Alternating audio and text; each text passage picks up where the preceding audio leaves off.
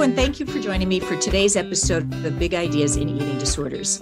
In this series, we hear from people in the field of eating disorders who share with us their personal and professional journeys, experiences, reflections, and big ideas that never quite get represented in this way in the standard academic publications and conferences.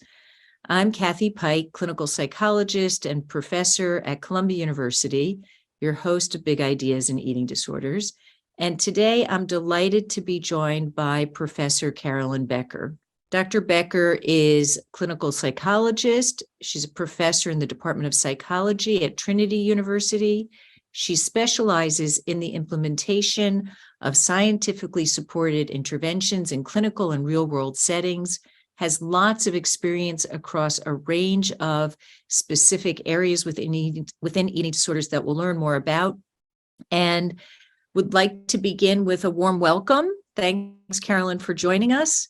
And maybe you can start with how it all started. When did you first have the idea that you were going to become a clinical psychologist?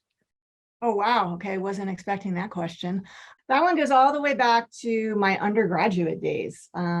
So I was an undergraduate at Swarthmore College and taking the classes that interested me. I always think it's a little ironic that I constantly advise students not to do a double major. And I did one, not because I had this glorious idea of a double major, just because I took everything that interested me. And that was mostly in psychology and then in sociology, anthropology.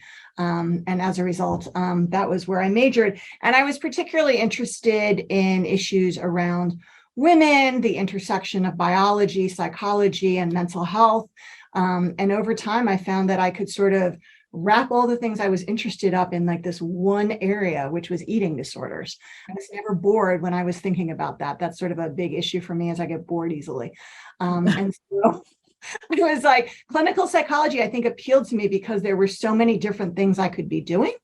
In your undergraduate education, did you have a course in eating disorders, or were you learning about eating disorders from your peer group? Where did eating disorders first hit your radar?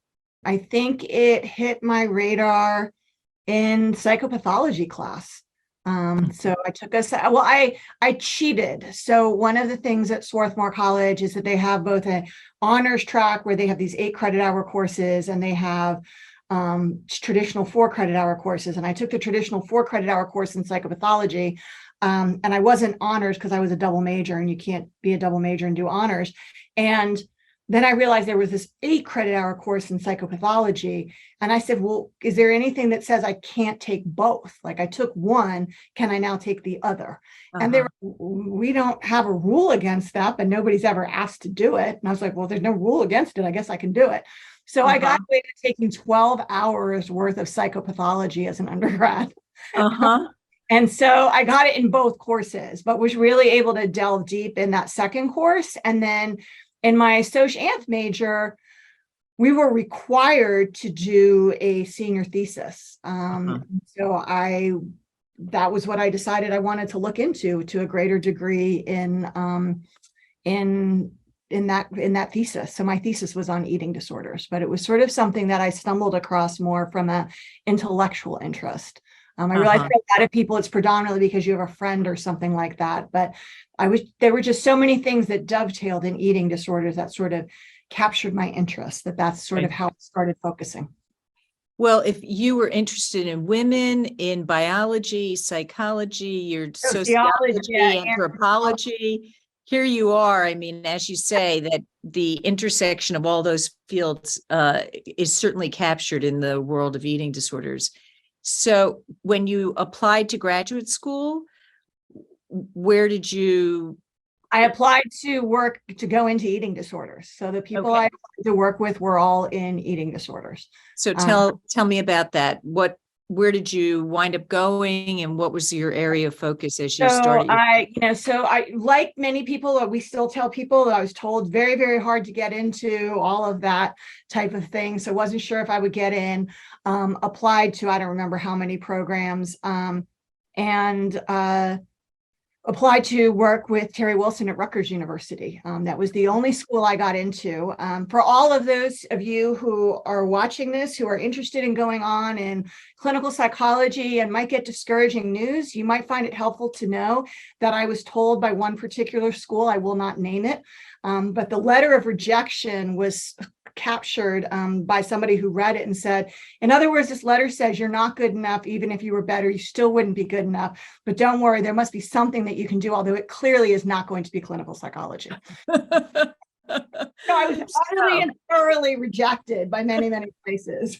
But lucky enough to get into one program with a fabulous mentor who you know, which was Terry Wilson, which set me on the road to doing exactly what I wanted to do, which was studying eating disorders. Fabulous. First study that you did with Terry at Rutgers? Probably my master's. So Terry was just coming back from Stanford, and where he had been at the Center for Advanced Study. So things were sort of slowly ramping up.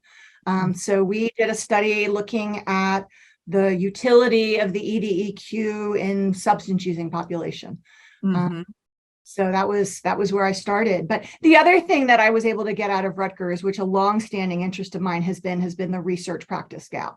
So even as an undergraduate, I was really sort of flummoxed by the idea that people in clinical practice didn't use research and that researchers weren't listening to clinicians about what the problem was.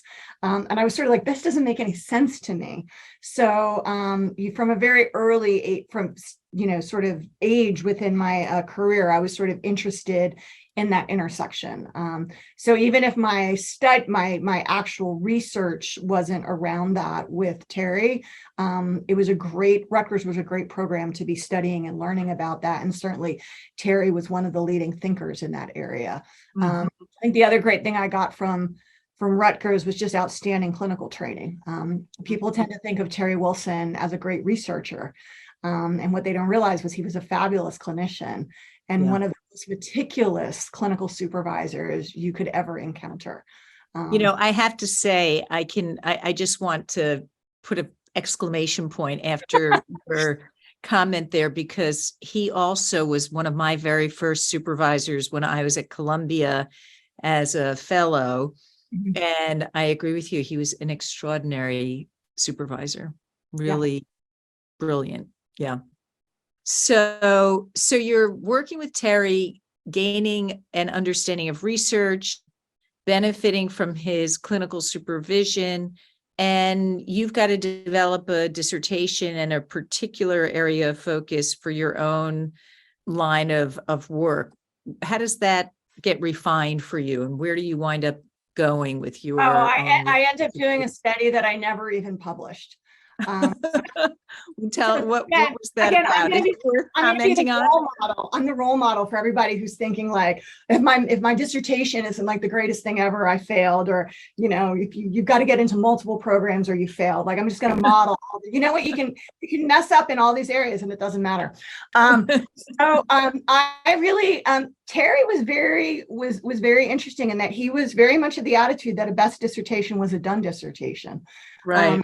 Had purchased some software to look at that you could study cognitive biases in variety of psychopathology, and he sort of had this software and he gave it to me and said, figure out how to use the software. And I was like, all right, I'll figure out how to use the software. So I figured out how to use the software. So that sort of made sense to just do my dissertation around it.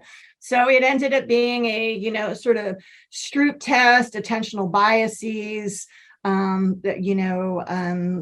looking at different types of cognitive biases that might be associated more with depressive type of symptomatology or anxiety-based symptomatology. I found it interesting to do. It was kind of a jigsaw puzzle, and in the middle of it, it was interesting enough. But as soon as I was done, I was like, I'm done with that. That's not where my research is going to go. I also, when I was at Rutgers, observed that everybody who seemed to be doing really well had a couple of areas. They didn't just have one area, they had a couple areas. Terry had substance use disorders as well as alcohol. Ray Rosen was a close supervisor, a mentor of mine as well. at Rutgers, the students used to joke that Ray did everything that might be bed related: sleep, cardiovascular disorders, sex. So I also went out of my way to get some background in anxiety-based disorders. And that really begins what gets observed across my career, which is I just sort of zigzag across different areas. So I have a lot of colleagues here at Trinity that their research focuses very much like I have a colleague who's a developmental psychologist, and she studies verb learning in young children, and that is what she does. I always joke with my students, I'm a little bit more like, oh, there's a shiny thing over there. Oh, that's interesting over there. Oh, what's over there? So I sort of ricochet around a lot more, and then bring things together based on those diverse experiences.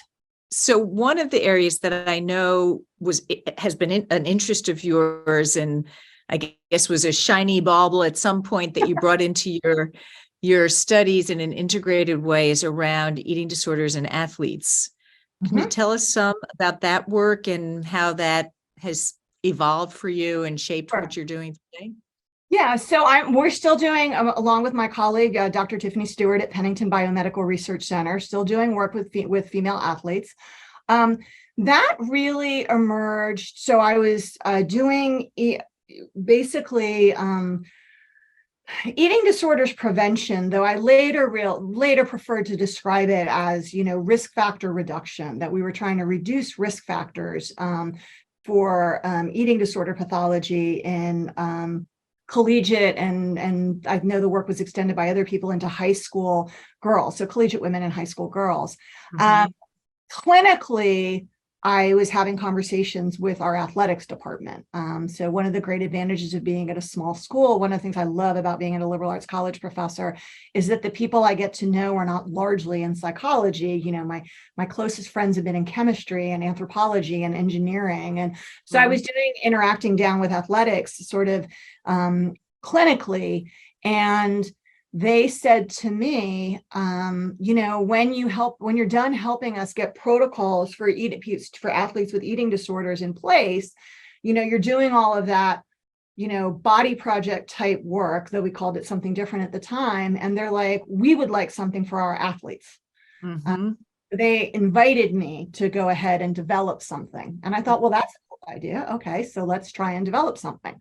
And so we compared two interventions. I'm not a big sort of invent the wheel all over again. I have a tendency to assume that somebody's at least got a rough outline of a wheel that I should try in a different circumstance. And so I looked at two interventions that had been developed by Eric Stice and said, well, let's modify these based on what I understand about the lives and experiences and body image of athletes. Female athletes in particular have been identified as having two different body images. So one that is related to their sport, sort of their athlete body image, and then one that is related to just being a woman, for instance.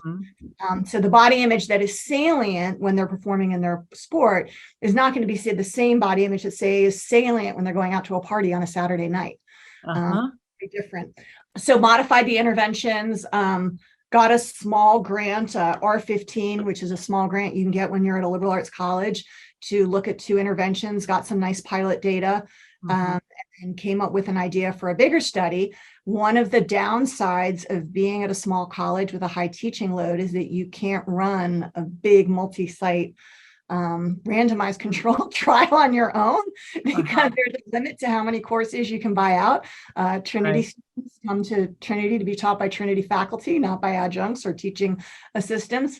And so ultimately I partnered with Tiffany Stewart, and we, took the pilot data and turned it into the Female Athlete Body Project, and did a large randomized controlled trial.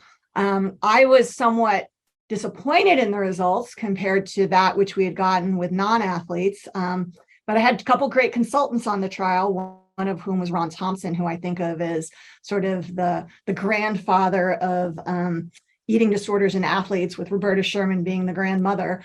And then Jerry Wilson was also a consultant on that trial, both of whom kept telling me, Carolyn, you got better results than anybody's gotten with female athletes before. So you should be happy with that.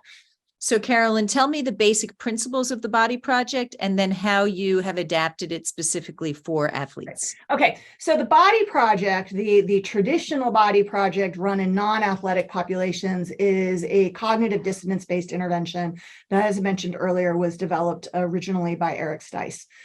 So the idea here is that internalization of Western appearance ideals is a risk factor for the development of body dissatisfaction, which in turn is a risk factor for the development of dietary restraint and negative affect, both of which in turn are more proximal risk factors for the development of eating disorders. Right. So the idea, the rationale was that if you could decrease investment in the appearance ideal, you would theoretically be causing a cascading effect that could ultimately prevent some eating disorders.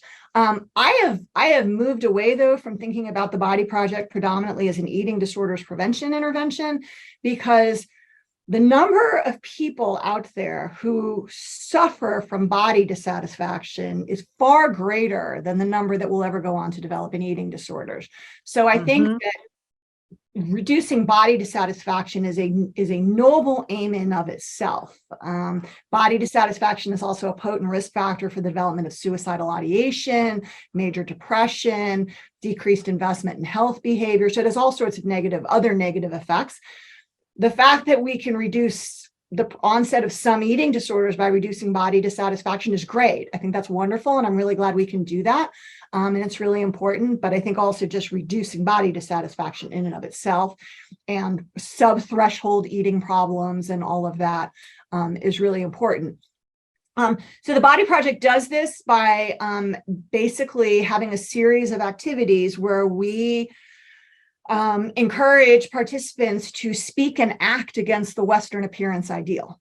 So we all know why we want to conform to the Western appearance ideal. Media, the people around us tell us wonderful things will happen. The light will shine, the golden carpet will be rolled in front of us if we can only achieve these ideals. But we don't spend a lot of time talking about the costs of pursuing that. And so what the Body Project does is, through a series of exercises, is really invites people to explore and all of the negative aspects of pursuing this appearance ideal, and to speak and act against it, thus inducing the uncomfortable psychological state that we refer to as cognitive dissonance. And what decades of cognitive dissonance research shows is that when we sort of act in this behaviorally hypocritical way, on the one hand, I believe in the appearance ideal, on the other hand, I speak and act against it, most typically, I will align my beliefs in line with my behavior. So I will decrease my investment in the appearance ideal and therefore create that positive cascade that I talked about. Now, with athletes, going back to the point we were talking about before, there are a couple of challenges. First, as I mentioned before, you've got two body images, not one. And the Western appearance ideal and the sport ideal are somewhat different. So, for instance, the Western appearance ideal for women is large breasts. In most athletes, it's a flat chest. Right. And then athletes, though, might want to have both, depending on the situation that they are in, or feel pressured to conform differently depending on the situation they're in. But nonetheless, body image is more complicated in athletes. So the very first thing you have to do is you have to acknowledge not one appearance ideal, but two appearance ideals. In addition, you have to deal with the fact that the sport-specific appearance ideal varies according to sport. So the tennis ideal looks different than the cross-country ideal, which looks different than the swimmer ideal. So you have to address this issue. Are we going to run the intervention within a sport? Are we going to go across sport? In which case, we've got to raise the different ideals. Another confound is that athletes are very interested in performance. So they weren't necessarily all that excited about taking a intervention or participating in an intervention that was going to make them feel better about their bodies. They wanted something that was going to enhance their performance. So we wrote more information about nutrition into that intervention. The other challenges that we discovered is that some athletes, and this may be their competitive nature, when pushed into that state of cognitive dissonance, become somewhat aggressive. We never saw that that in then we never even saw that in athletes who were participating in our studies where their athletic identity was not salient. But when their athletic identity was salient, if they felt that the cognitive dissonance was challenging them in a way that might impact their performance, they sort of became somewhat angry. So we actually had to dial defensive of their internalization. So we had to dial down the dissonance somewhat. Interesting. Particularly because we were running it with peers. Peer leaders were running it. So. So you mentioned you have lots of interests and you have worked with a range of individuals and demographics who have different demographics.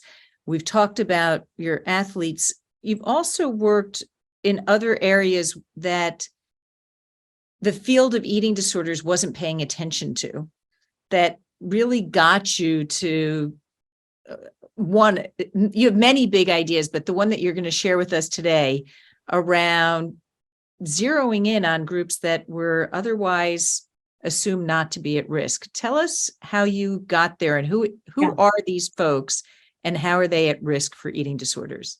Right. So you're talking about the research that we've done with very low income individuals who are food insecure. And for those people who are not familiar with the term food insecurity, that's basically referring to people who do not have the resources, typically financial resources, to adequately secure safe, and nutritious and appropriate quantities of food. So these are individuals who cannot adequately access the food that they need in order to live a healthy, active lifestyle. And as you said, this was a population that the eating disorders field really hadn't looked at. And it's kind of funny how we got into this research. People were, when we published our first paper, people were like, this was a brilliant idea. I'm like, it wasn't a brilliant idea. It sort of evolved again, kind of organically. So as I've mentioned numerous times on this, I'm a professor at a small liberal arts college. And this, of all things, came out of my teaching. So I was teaching a first year experience. If you come to Trinity University, you take a 6 credit hour, though I think it's probably going to get made bigger. But at the time, you took a 6 credit hour course that was taught by 2 faculty, met 5 days a week. It was set up in little sections of 15 students. Optimally, at least 6 faculty would agree to teach on 1 syllabus and 1 day a week, all 3 sections of 15 students, so 45 students and 6 faculty would all come together for a common experience. The class I taught was called Food Matters. We jokingly said this is the only course at Trinity University that's a 4-letter word that can touch on almost every discipline in the entire, university. It didn't have anything about eating disorders in it. We started with industrial food and understanding what is modern industrial food and how it came to be. We looked at food production. We explored different types of diets that people are encouraged to have. We looked at sensory specific satiety. We looked at colonial production of sugar. We looked at food and slavery in the modern day times. Of course, wandered all over the place and was created by an interdisciplinary team of faculty. One of the areas that we spent quite a bit of time on was food justice and food insecurity. And that was spearheaded by my colleague and now research collaborator, Dr. Keisha Middlemass, who has since moved on to Howard University and is also at the Brookings Institute. And so it was in that class that I learned a lot about food insecurity. Keisha Middlemass and I loved teaching together, and we had some research interests around post-traumatic stress disorder that overlapped. And so we liked teaching together so much, we started, bantering around the idea of maybe doing research together someday, something interdisciplinary. We didn't really get any further than that. And then I had 2 students come to see me who said, hey, and these were students I knew really, really well, super bright students, both came to me independently and said, hey, Dr. Becker, I want to do research with you, but that body project stuff that you're doing with college students, I'm not at all interested in that. I want to work with marginalized communities here in the city of San Antonio. And I always joke that I do my best thinking when I am walking my dogs in the morning. So I have high energy dogs. They get 3 miles of walks in the morning. And I'm just sort of juggling these things in my head, which is sort of, they don't want to do the body project. They want to work with minoritized communities in San Antonio. We've been thinking about doing work with Keisha, the food insecurity piece. And, these are just sort of tumbling around in my head. And suddenly I went, wait a minute. Food insecurity, by definition, they're going through periods of dietary restriction. They're not necessarily going through periods of dietary restriction because of weight and shape concerns, which is what we typically focus on in the eating disorder field, and which I've been focusing on extensively through the Body Project. They're dietary restraint for financial reasons, but we've known since the 1940s in Ansel Keys's work with the Minnesota starvation study that dietary restraint for reasons other than weight and shape concerns, in that case, they were starving for science, can produce eating disorder symptoms. And so I was suddenly thinking, I'm like, they should be binge eating. And then I started thinking about research I had seen presented probably at the Eating Disorder Research Society meeting by Mary Boggiano and the work that they were doing with rats, and how you could have rats on normal amounts of rat chow and they're all living their normal rat lives and they're genetically identical and nothing interesting is happening. And then you add Oreos into the mix. Oreos, of course, would be what we consider a highly palatable food or hyper-processed food, I think is how they're referring to it these days. And we spend a lot of time talking about those types of foods that our field doesn't really always pay that much attention to, which I think is a mistake, because the food industry spends billions of dollars engineering those foods to override natural satiety mechanisms. Mm-hmm. That's right. So those foods induce binge eating in rats, and I think there's pretty compelling evidence because this is what they're engineered for. They also induce overeating in human beings. And the thing we know about people living with food insecurity is not only are they experiencing dietary restraint, not only do they live in food deserts, i.e. places where they don't have good access to nutritious food and good access to grocery stores, they live in what we refer to as food swamps. And a food swamp is one where highly palatable food predominates. So I'm thinking or highly processed food, as you described. Right, so, highly processed food is really going to dominate. So I'm thinking we've got dual pressures for binge eating. Right. Restriction for financial reasons, and we've got an overabundance of this highly engineered food that messes with satiety. Mm-hmm. It equals binge eating. So I went to my colleague, Dr. Middlemass, and said, what do you think? And she looked at me like I had two heads and said, you're nuts. Eating disorders are a rich white girl's problem. Mm-hmm. Like, why would you think poor people, particularly poor people in San Antonio, where inevitably they're going to be predominantly Hispanic? San Antonio is one of the first cities to go minority white. So we knew our sample would be highly Hispanic Latino. And I went to the students and they were like, well, that's kind of an interesting thought. Wouldn't have thought that. And I said, well, go do a literature search. So they did a literature search and we basically could find almost nothing. We found one question in one study by one researcher, and we found, I don't think it was even published at the time. I think there was a dissertation that we eventually found, but it was never published. And so we decided to do the first study looking at eating disorder pathology in people living with food insecurity. And when we were done collecting, and we partnered with the San Antonio Food Bank, shout out to the San Antonio Food Bank, who have been our partners now on 3 studies. What we found was that as food insecurity increased, every indicator of eating disorder pathology, but also anxiety, weight stigma, everything got worse, such that those with the highest level of food insecurity, which basically using the measure we did, or what we would call a child hunger household group. So these were adults filling out the questionnaires, but they were reporting that they had hungry children at home. And the general presumption in the food insecurity world is that if you have hungry children at home, the adults are even more hungry, because most adults will prioritize restricting their own intake to feed children. So if the children are hungry, the adults are even more hungry. And what we saw were very elevated rates of eating disorder pathology. So for instance, 17% of the people in this child hunger household group appeared to meet criteria for a clinically significant eating disorder, which is vastly higher than we would see in any other community sample. So tell us what does the eating disturbance look like? So the surprising part was it wasn't only binge eating. So we saw high levels of binge eating. We saw high levels of night eating. So people going to bed, waking up, eating with distress, which we expected. We saw somewhat elevated rates of dietary restraint. And in a subsequent study, people reported they were predominantly restricting for financial reasons, or in the case of this group, to stretch food for children. We did see elevated weight and shape concerns, which in retrospect makes sense. Poverty is not going to be protective against general societal messages that higher weight bodies are bad. Those messages are endemic in our society. Much to my surprise, we also saw elevated rates of vomiting.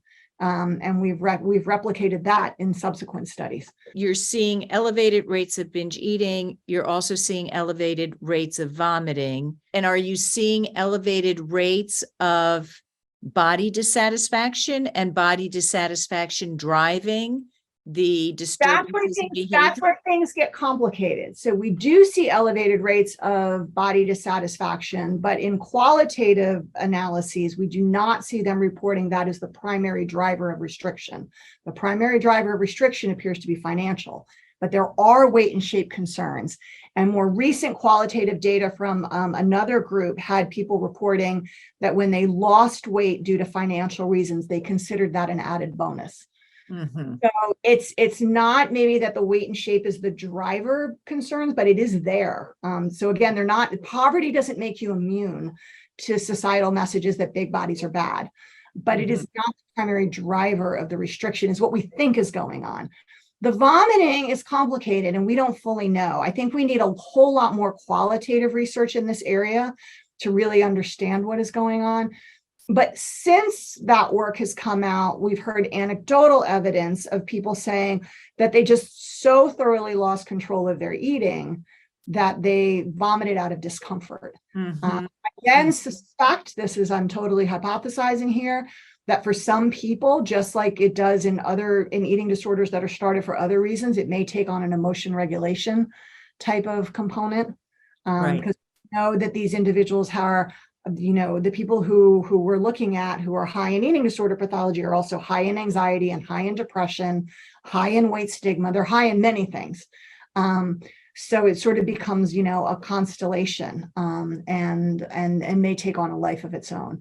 So, Carolyn, you've worked with a range of segments of our population.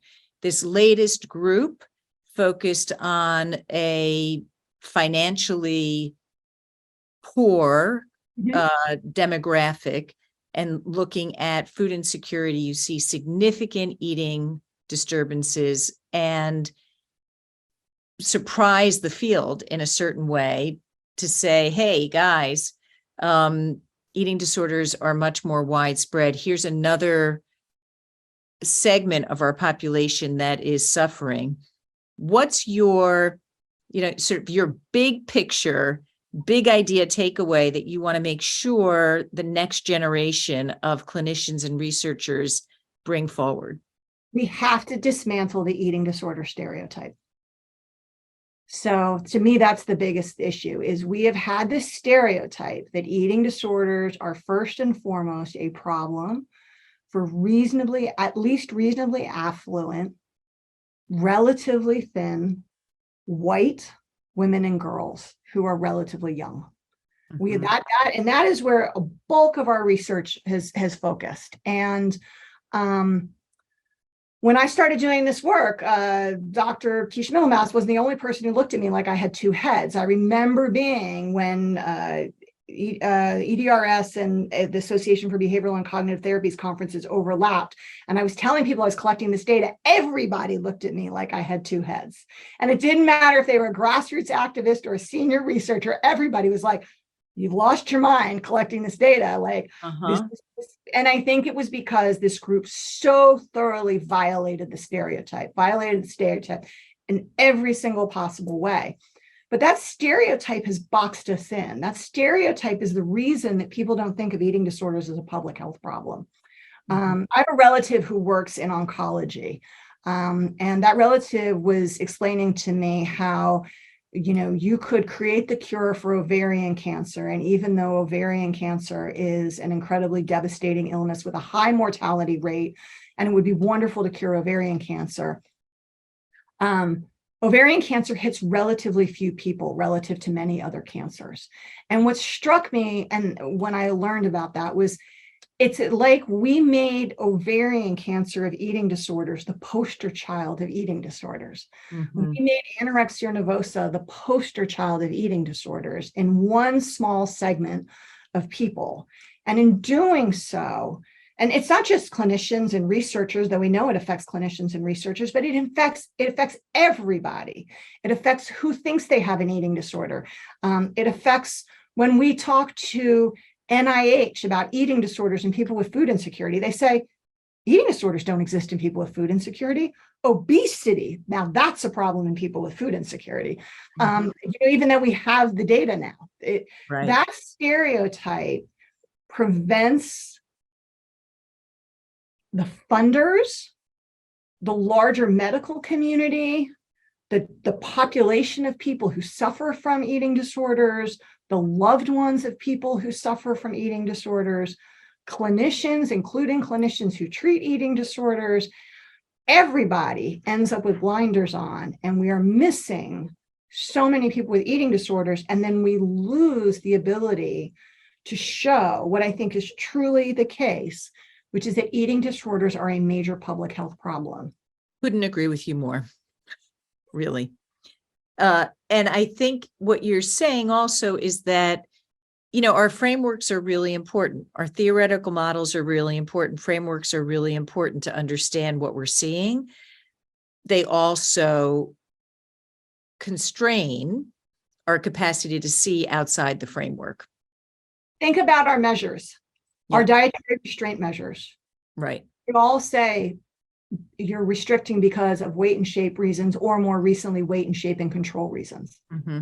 It would be important to consider the questions we need to ask to understand, how is this group the same? How is it different? How does it add to our understanding of eating pathology? Because if, for example, it turns out that within this group that you've studied, when they move to an economic status of greater financial security and therefore greater food security, do the eating disordered symptoms resolve naturally, or are they retained? And then what was part of the etiology is no longer maintaining the disorder, but now you've got patterns of disordered eating and that are self-maintaining behaviors that are going to maintain things. And I think we know that happens for at least some people, because as this work has come out, more of our grassroots activists have said, oh yeah, by the way, I was food insecure as a child. Right.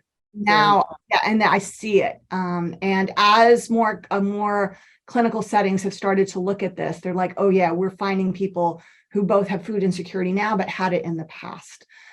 Undoubtedly, there are some people that when they become food secure, rotate out of it. And I think we would need to understand what's the difference between those who work their way out of it on their own and those who get stuck. But those are the questions we're going to have to ask. Those are the people we're going to have to listen to. And I think a big part of this is also going to be listening to our activists. We have a very vibrant, expert by experience community in the eating disorders field. I know that sometimes that relationship gets bumpy, but I think we need to spend some real time listening to what they're telling us about their lived experience, including the people who are in higher weight bodies, who by definition defy the stereotype. Your work has pushed the envelope, right? And you've gotten people thinking in different ways. A big piece of that, you mentioned being a professor at Trinity University, a liberal arts educational system where teaching is the cornerstone of your work. You've been recognized, awarded the Z.T. Scott Faculty Fellowship Award for Excellence in Teaching. Another award in 2017, named the Piper Professor by the Minnie Stevens Piper Foundation for Superior Teaching. Clearly, you care a lot about preparing the next generation.